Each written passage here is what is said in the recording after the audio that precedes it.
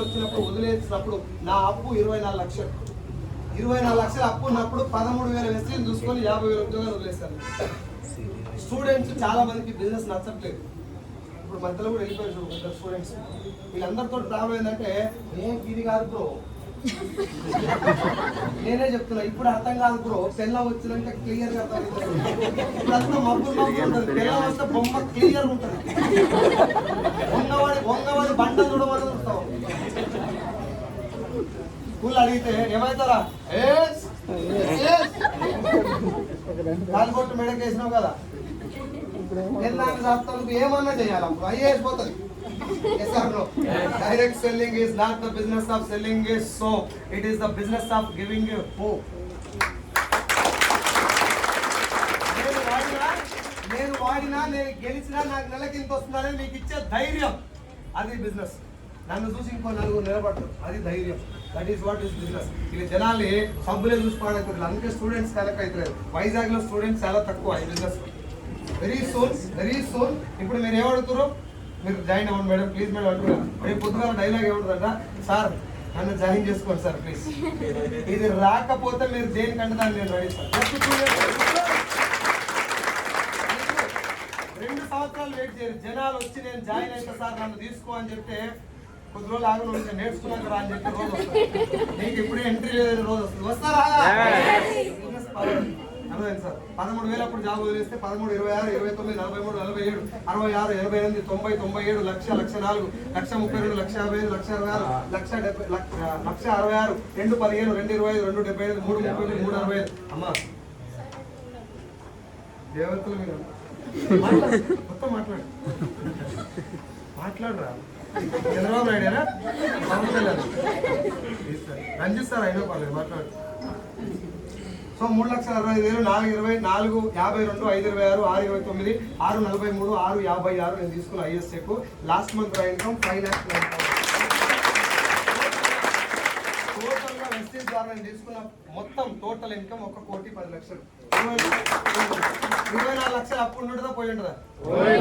నా భార్య మెడకు మా మామ బంగారం పెట్టింది 10 తులాలు. నేను ఉంటే దొంగలు ఎత్తుకపోతున్నా, తీసుకుపోయి బ్యాంకులో దొంగలు ఎత్తుకపోతున్నాడు కాదు, లోన్ పుస్తకాడు ఒకటే ఉంది, మిగతా మొత్తం కొరికినాం. నేను ఇంటికి పోతే మా మామ ఎప్పుడు వచ్చిన వాళ్ళు అరే నాకేమో ఎందుకు వచ్చినవరా భోజనం కదా. మామ కష్టపడి సంపాదించి భార్యకు పెట్టిన బంగారం బ్యాంకులో పెడుతూ గట్టిగా మాట్లాడితే మనిషే కాదు, నాతో సంబంధం. నీకు చేతనైతే నువ్వు ఒక్క ఉంగరం పెట్టు, లేకపోతే ఏం చేయకు. కానీ మామది లోపల పెడతారు, మనకేముంటుంది? అవునా కదా? కోపడకురు ఎవరు కూడా. అది నాకు అనిపించినటువంటి విషయం. మా మామకు 4 ఆడపిల్లలు, పెద్ద ఆడపిల్లలు నాకు ఇచ్చి పెళ్లి చేసాడు. ₹1 కూడా అప్పు చేయకుండా నాకు పెళ్లి చేశాడు. మిగతా 2 పెళ్లి కూడా నా దగ్గర ₹1 అడగకుండా పెళ్లి చేశాడు. గవర్నమెంట్ మీద అన్నం తింటే పైసలు ఖర్చు అయితే అని నీళ్లు తాగి పని చేసినట్టు మా మామ. అంత కష్టపడ్డ ఆయన బంగారం తెచ్చిపెట్టి మనం ఏం చేసినాం, కొరికి బ్యాంకులో పెట్టాం. ఇది నాకున్న బాధ. నా పిల్లలు చదివే చిన్న స్కూల్, మా నాయన ఉన్నటువంటి చిన్న పొజిషన్, మా అమ్మ కూరగాయలు అమ్ముతుంది. ఈ పొజిషన్ అంతా నన్ను వెస్టీలో నిలబెట్టింది. నేను మేము అందరూ నవ్వుకుంటా జోకులు వేసినంత జోకులు అయిపోయి కాదు. ఒక్క పూట అన్నం దొరకకపోతే మామిడికాయ పచ్చలు, ఆవకాయ ఉంటుందా, నీళ్ళలో మొత్తం కడిగి ఆ పచ్చలు తిని పడుకున్నాను. That was my life. అవునా? ఆ గ్రౌండ్ లెవెల్ నుంచి ఒక్కోసారి ఏడుపు వస్తే కన్నీళ్ళు తాగి బతికారు.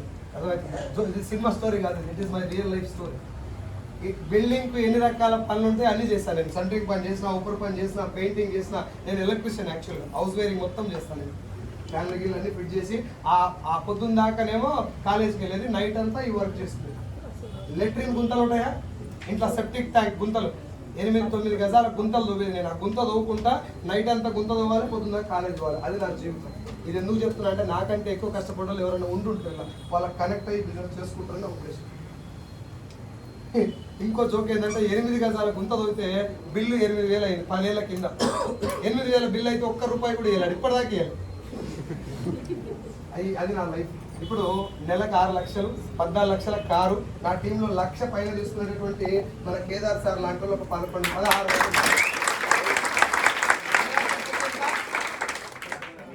చెప్పలే ఎంత 1,89,000. ఒక వాటర్ ప్లాంట్ పెట్టుకొని వాటర్ క్యాన్ ఆటోలు వేసుకొని ఇల్లు తిరిగి వాటర్ క్యాన్ పోసేటువంటి వ్యక్తి పార్ట్ టైం విలేజ్ చేసుకుంటాడు. వాళ్ళ వైఫ్ పిండి గిరిని, కారం మిల్లు పిండి గిరిని ఉండేది. వాళ్ళిద్దరు కలిసి పనిచేస్తున్నప్పుడు వాళ్ళ వైఫ్ ఒకరికి, సార్ ఒకరికి.